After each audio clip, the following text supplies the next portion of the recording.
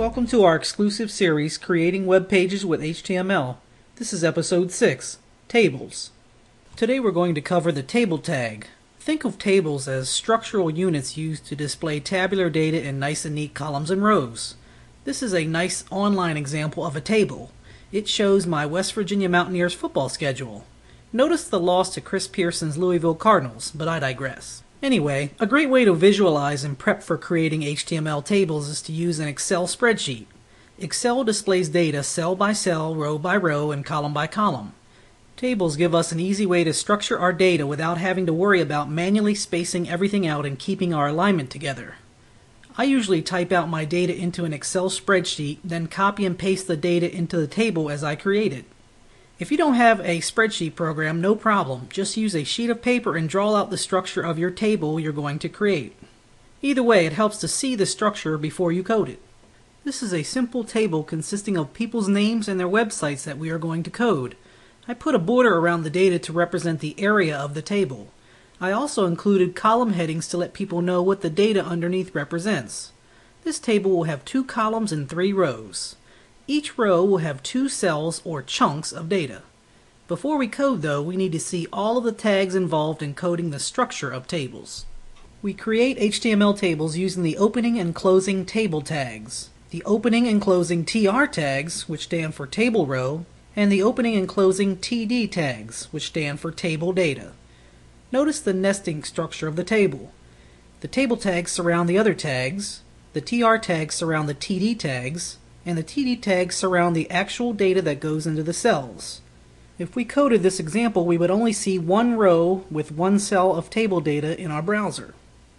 So, now that you understand the tags involved, let's see a side-by-side look at our Excel table and the HTML coding needed to create it.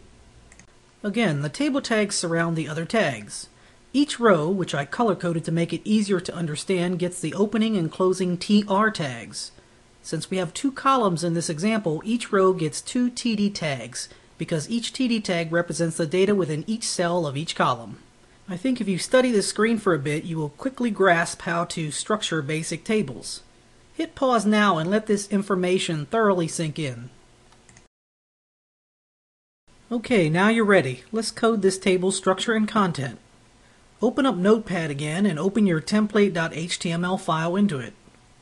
Highlight the Place Content Here text and type the opening and closing table tags. In between the table tags, type the opening and closing TR tags. Lastly, type the opening and closing TD tags in between the TR tags. Please listen when I tell you that typing table tags can get very laborious, so whenever you can, copy and paste segments of coding that are the same to save you time. In this case, I know I have 2 cells in each row, so I can copy and paste the first segment of TD coding. And since I've finished the structure of the first row, I know that I can copy the coding for the entire row and paste it underneath 2 times to finish the structure of our table. Pretty cool, huh? I'm going to add some white space between rows just for clarity here too. Now all I have to do is type in the actual data for each cell. I'll do that now. To save time, I skipped the part where I went back and forth between Excel and Notepad, copying and pasting the cell data. You'll just have to pause this video and type all the data manually. When you're done typing, save this file in your HTML folder as tables.html, open it up into a second browser and check the results. When you're done, come back and hit play again. Hit pause now and complete the steps. And there's our first table class. Pretty cool, I think. By default, tables are aligned to the left, and any text you code after your table will drop underneath it. Right now, our table could look much better and more readable if we use some of the attributes that are available with the table tags. Let's look at the important ones now and add some life to our table. Here are some of the most relevant table attributes. The first one is the border attribute used in the table tag. Specifying a border puts a line around the outside of the table as well as between all the cells. The attribute takes a pixel value. A pixel is a dot of color on the screen, so if you specify a border of 1, you are telling the browser to create a 1 pixel wide border. The second attribute is the width attribute used in the table tag or the TD tags. You can specify a pixel width or a percentage width. The percentage width is a percent of the browser's screen width. Cell padding puts padding around our content to get it away from the border edges, and is used inside the TD tags. Use pixels for this value. Cell spacing puts space between cells and is used inside the TD tags, but it's not used that often. Use pixels for this value if you use it. Align adjusts the horizontal spacing of our table elements. All three table items can use this, and possible values are left, right, and center. By default, content aligns left. V-align allows us to vertically position our content. The TR and TD tags take this attribute. Possible values are top, middle, and bottom. By default, content V-aligns middle. Finally, the caption tag lets us place a centered text message above our table. It goes before the first TR tags. Whew, that was a mouthful. If you want to, pause now and review these in detail. You can even write them down so you have them for later. Let's just code these suckers though.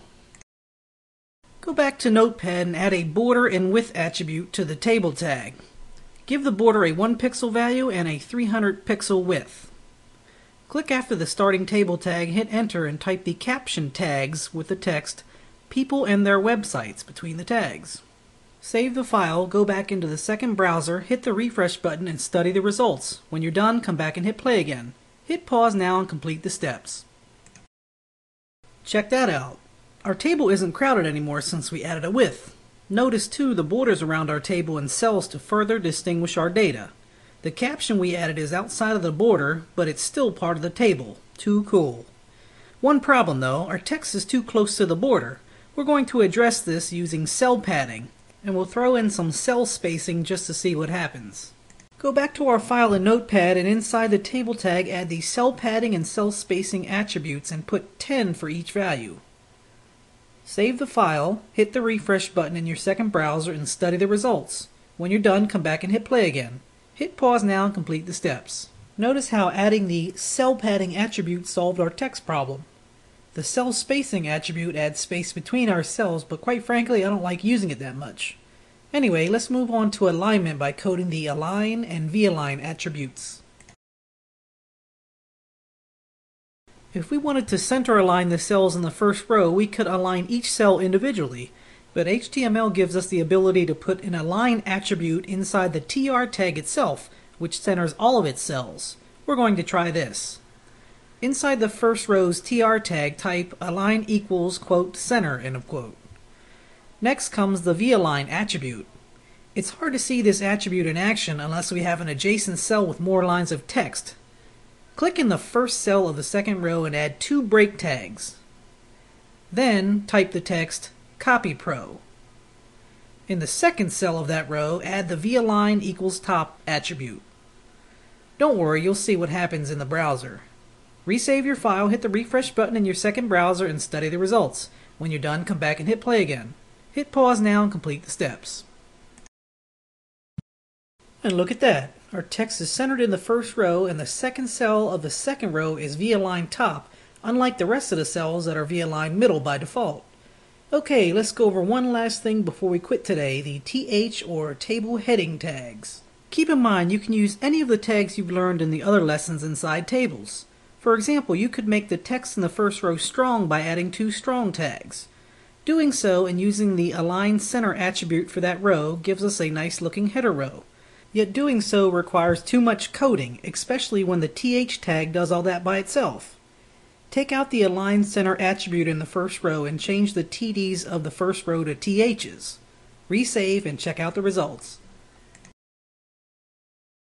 Voila! We successfully implemented the multi-talented TH tags and we conquered tables. That's it, folks. Hope you enjoyed it and make sure you send me some comments. In the next episode, we'll cover the next set of tags in this series, the form tags. But that's next time on Tubetorial.